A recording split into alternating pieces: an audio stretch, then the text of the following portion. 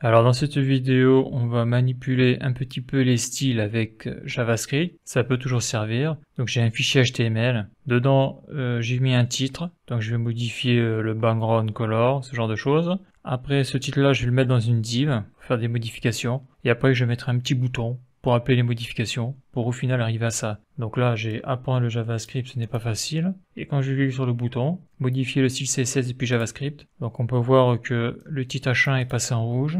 Derrière, il y a un background color, et j'ai mis une bordure. Donc voilà le petit exercice.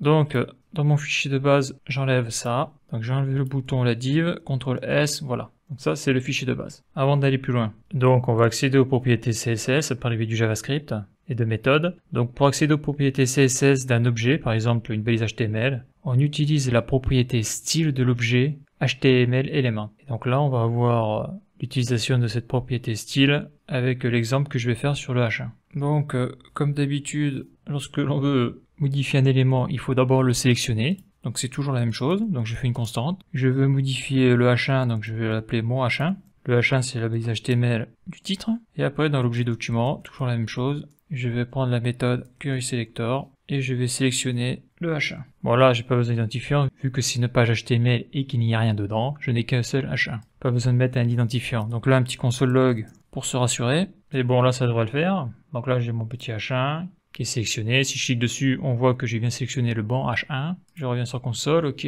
Donc maintenant, je vais modifier la couleur, mais avant, je vais montrer quelque chose. C'est que là, j'ai l'objet mon H1.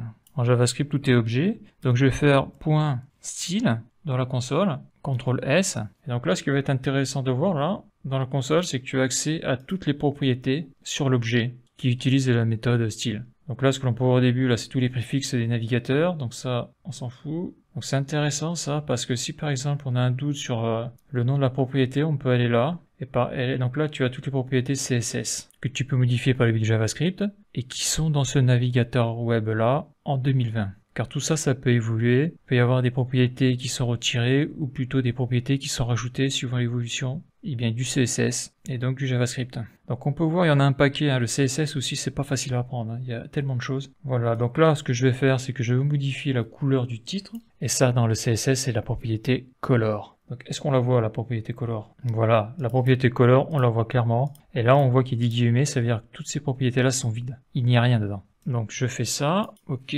Donc là je reviens sur mon fichier JavaScript. Et donc l'objet mon H1 que j'ai défini et qui comprend donc le titre H1, je vais utiliser donc le style. Donc le style c'est une propriété, c'est marqué là, c'est pas un objet. J'avais dit que c'est un objet, non. Donc c'est une propriété et je vais utiliser la propriété color. Et au niveau de la syntaxe, c'est comme ça, je vais mettre une couleur red, CTRL S et on voit directement que la couleur a changé. Donc là on est rouge et voyons si je fais ça. Donc là on le voit là. Dans mon console log, on voit que color et j'ai modifié sa valeur est red. Voyons si je mets .red ce que ça fait. Ouais, mais ça fait rien du tout, c'est normal. Si je mets color, ça fait quoi?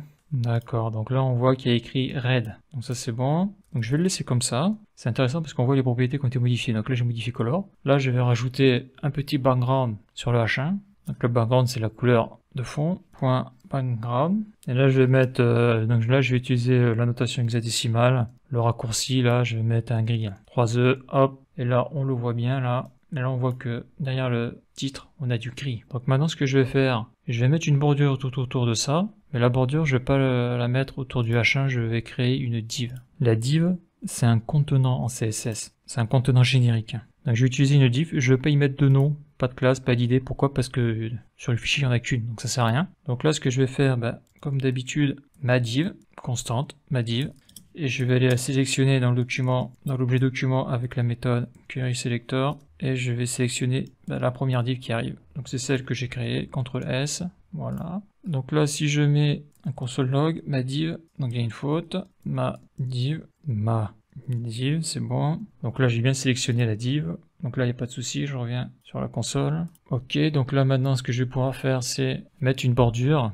Donc la bordure c'est du côté de border, d'ailleurs je vais le marquer là. Style, là j'ai toutes mes propriétés CSS. Et si je vais du côté de bordure, donc border, donc elle est vide là actuellement. Et on voit que des borders, il y en a un paquet. Tout ça, c'est les propriétés que l'on peut modifier en CSS, suivant ce que l'on veut faire. Donc là, je vais ma div, point, la propriété style, et dedans, comme il y a beaucoup de propriétés, je vais utiliser la propriété border. Donc border, c'est comme en CSS. Pour le définir, si je mets que par exemple 10 pixels de bordure, je fais une grosse bordure, ben là on va rien voir. Pourquoi? Parce qu'il faut mettre 3 attributs à l'intérieur. Donc l'épaisseur de la bordure, le type de bordure que l'on veut, donc moi je veux un trait, donc c'est solide, et la couleur de la bordure, black. Et donc là on la voit, la bordure, elle est là. Donc là on voit que les propriétés qui ont été modifiées dans ma div.style, donc en tout cas dans le console log on voit tout ce qu'il y a. Donc il a fait top color black, top style solide, top width 10 pixels, donc c'est la largeur de la bordure. Donc il a mis aussi à droite. Voilà, et là il y a des 3 petits points. Ok. Donc maintenant le but ça va être de rajouter un bouton. Et lorsqu'on cliquera sur le bouton, bah, tout ça apparaîtra. Donc là le bouton, je vais le mettre ici. Bouton. Donc c'est une police HTML et je vais marquer modifier des styles avec JavaScript. Voilà. Donc là j'ai mon bouton là. Donc quand j'appuie dessus spartien c'est normal. Donc là ce que je vais faire c'est la méthode. Je vais utiliser la méthode add event listener. Et avant d'utiliser cette méthode-là, il faut, comme d'habitude, sélectionner l'élément sur lequel on veut intervenir, interagir. Donc, const mon bouton. Donc là, souvent, on écrit le bouton btn. Toujours dans l'objet document, point query selector. Et là, je vais sélectionner la balise HTML bouton parce qu'il n'y en a qu'un. Donc là, c'est pareil, j'ai pas besoin d'identifiant. Voilà, donc ça, c'est bon. Si je clique là, je sélectionne, je mets mon bouton dans le console log. Ok, donc là, le bouton, je l'ai bien sélectionné. Il n'y a pas d'embrouille, il n'y a pas d'erreur, c'est bon. Donc après, on va utiliser donc mon bouton et avec la méthode add event listener. Donc pour écouter, donc qu'est-ce qu'on va écouter? Comme d'habitude, le clic. Et là, par contre, je vais faire une fonction fléchée. Donc parenthèse égale strictement supérieur la flèche, les accolades. Et là, dedans, je rentre les instructions. Donc, les instructions que je vais rentrer, c'est pas compliqué. Ce sont celles que j'ai mis ici, là. Donc, déjà, je sélectionne tout ce que j'ai modifié au niveau du H1. Donc, CTRL X, CTRL V ici. Et pareil, ici, là, je sélectionne ça, là. Ce que j'ai modifié après dans la div. CTRL X, CTRL V. Donc, je le mets dans la fonction fléchée. Et qui a pas de nom. C'est-à-dire que cette fonction-là ne sera utilisée que quand on appuiera sur le bouton, là. Là, pour le moment, j'ai pas enregistré, donc ça ne marche pas. Ici, je fais CTRL S. Donc là, on peut voir que toutes les modifications que je vais faire sont dans la fonction fléchée. Cette fonction fléchée va s'exécuter que quand je cliquerai mon bouton. Et mon bouton, c'est l'élément HTML button que j'ai sélectionné ici. Donc là, je vais le faire là. Voilà. Donc là, ça marche. Donc je recommence. Donc voilà pour ces petites manipulations de style avec JavaScript. Ça peut servir. Et donc, pour finir cette vidéo, j'ai oublié de montrer au niveau de l'inspecteur le code HTML. Donc on voit bien que sur la div, un style a été ajouté, donc border, 10 pixels, solid black. Et sur le H1, pareil, une balise style a été ajoutée avec ces éléments-là. Donc ça, en HTML, CSS, on ferait jamais comme ça. On utiliserait des classes et tout ça, ça serait défini dans un fichier CSS. Mais lorsqu'on le fait avec le JavaScript modifie directement au niveau du DOM, au niveau du HTML, au niveau des éléments du HTML. Que si je rafraîchis là, eh bien on peut le voir, tout a disparu. Si je clique sur le bouton, donc on voit là qu'il y a un événement, ça apparaît. C'est rajouté dans le code.